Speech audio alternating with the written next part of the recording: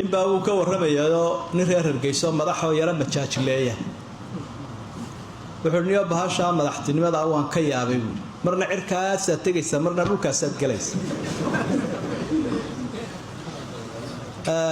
adigoo meel iska fadhiyo oo waxa la wax ku salaamaya aan jirin ayuma lagu magacaabayaa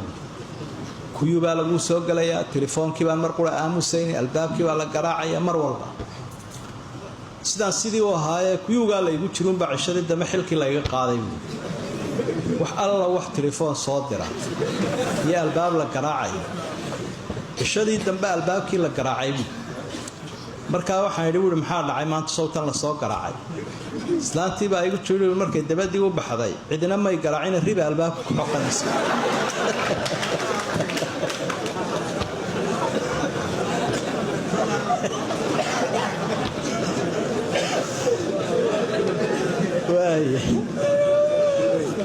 marka qisada ama isagu ha sameeyo ama wax dhacayba ha haatee laakiin waa wax jira